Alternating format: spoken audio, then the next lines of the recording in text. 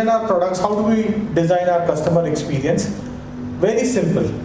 We treat our customer like a car customer, and our entire thinking comes from there. Whether it is giving car-like showrooms that you see on the screen or giving car-like workshops, all our processes are laid down as per the car industry. We track the customer satisfaction in sales and service, and we are very proud that we have industry-leading scores.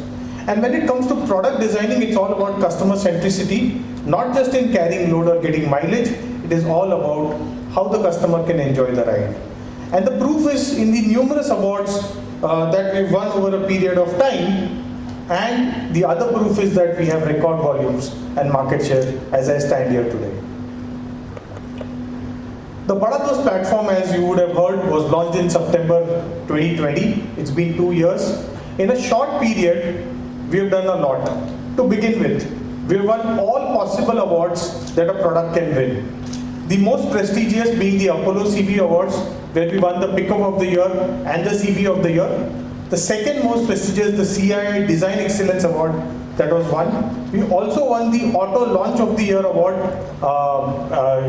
that happened for our Frigital launch.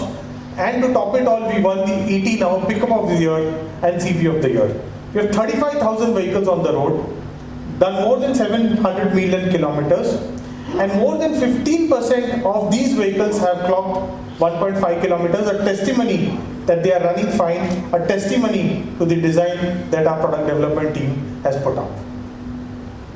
So we are gathered here today, to look at the new entrants in the Bada Dost family. I'll just quickly take you through the all three that we are launching here today. The first one is the Bada Dost i1. It comes with a powerful 70 HP engine that delivers 170 Newton meter torque. The deck length is 8 foot 5 inches by 5 foot 7 inches. In terms of understanding, when I look at similar competition, we are about 6.9% higher when it comes to loading area. The TCD is 10.6 meter. Typically a car will be 9.5 meters. So it turns like a car. And the payload is 1250 kgs. So it's targeted at customers who want to use it more within the cities, within the towns, given that it's extremely agile and yet can carry a lot of load. The second vehicle that we are launching is the Bada Dost i2. It's the bigger version. It has 70 HP but a higher torque of 190 Newton meter, a much longer deck length of 9 foot, 5 foot 7 inches width. Again, when compared to competition, it's about 7% more loading area. TCD is about 11.3 meters and the payload is a whopping 1425 kgs. Now, this vehicle serves two purposes. You can do both intra-city, within the city you can move it, but given its speed and the kind of torque it delivers, you can do also long distances. So this vehicle is going to be positioned for customers who want to deliver their goods both in the last mile within the city as well as taking between cities and towns.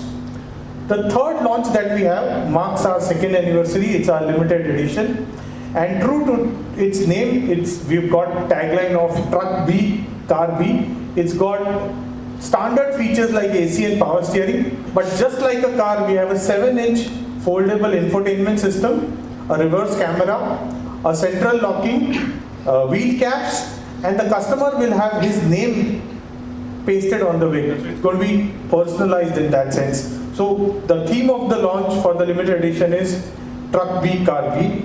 Of course, all our vehicles, we say they have a feel of a car and power of a truck. If you see the screen, the Bada Dost is a certified 3-seater in which a family can move. It's the first one in the segment to have a certified 3-seater. We have a gear on the dash making a walk-through cabin in which you can also have a provision to go to sleep. So a lot of thoughtful features like this provision of going to sleep is because we know our drivers need to take rest between trips. So a lot of things that have gone into the vehicle. I'll just take you through a short video which will give you a better idea of the limited edition that we are launching. So let me announce the price. We have an introductory price which is very aggressive. The Bada Dost i1 with the power steering version as standard, it will come at 7.9 lakhs and the AC will be 25,000 more, coming at 8 lakh 15,000. The Bada Dost i2 with the power steering model will come at 8,63,000, and the anniversary edition that you saw will come at about 9,43,000 with all the features that you just saw in the video. Well, like I said, I mean, this is based on data that we get from many different agencies. And we are expecting a good agricultural harvest. We are seeing increased movement in e-commerce. I think the whole e-commerce movement post-COVID, as I mentioned, has increased substantially. And so for this, the movement is very much desired by these smaller vehicles within the cities. And sorry, what was your other question? You said the... Ashok Leyland's LCV performance. Well, the market growth is 8 to 10%. Our endeavor definitely is to increase our market share, so we will be growing faster than that. Well, you know, the commodity prices have softened, and we saw this softening as a result of the government-imposed 15% export tax that came in. I would not like to, let's say, second guess in terms of what we would be doing. But depending on how the market goes, of course, we will do any corrections that are necessary. But I think it's still a little too early to take a call on this. Raja, would you like to add anything? In fact, we've not been passing the material increase to the market. It's a very sensitive market, price-sensitive market. Hence, it is very difficult to comment exactly what will be our strategy. And second thing is this price easing. Though material price has eased out, but actually, you know, there is an inventory which we have to consume. So you will see the actual impact in Q4. Yeah. So if you see, we had those platform, which is a little bit in lower range of pricing, but Bada Dost being a customer-centric product, we have given unique propositions to customer. And the positioning of this will be entire 2 to 3.5 ton segment. So I1 will be placed in the segment of 2.4, 2.5 ton. I2 will be in 2.8, 2.9 ton, and 3 ton and above we have I3 and I4. So this is based on the customer needs, especially the e-commerce sector and some of the market load applications where customer travel about 200 kilometers a day. So that's where we will position. So it completes the entire gap you had in the medium or slightly in the higher segment, right? Yes, 2 to 3.5 now we have covered everything. What is the mileage promise in this new variant? So in this new variant, as of now, it gives about 16 to 17 kilometers. Is there a sales target? What is the incremental volumes you're looking at with the new launches? You're making it difficult for me. So you seem to be... Yeah, so of course, see, segment is growing. I mean, this year we've seen a phenomenal growth in the segment, which is growing at about 16%. So our share is growing. As I said, we are at 20.3% as of now. With these new launches, certainly it is going to go up. Okay. But are the issues related to chips and semiconductors are behind now? How is it easing now? What is the situation? Because LCV was also one of the segments affected by the chip shortages. Actually, the word you use, easing, is the right one, because I don't think we've seen the end of it yet. And if I look at the first 4 months of this year, our LCV sales would have been much higher if it had not been for the chip shortages. So yes, the indications that we get from our vendors is that the situation is improving, but we still need to come to the point where we can safely say that this is behind us. Just one question. You said, CNG is hitting the market soon, or you're preparing to launch. But are you coming at a time CNG prices have gone up? Suddenly, even the manufacturer also made a request for some help because CNG prices have shot up in recent weeks. What do you have to say about this? I mean, is the timing is right, you think? Yeah, see, CNG prices has been fluctuating of late. It has gone quite high, but I feel that because of the government policies and regulatory regulations, it will be mandatory.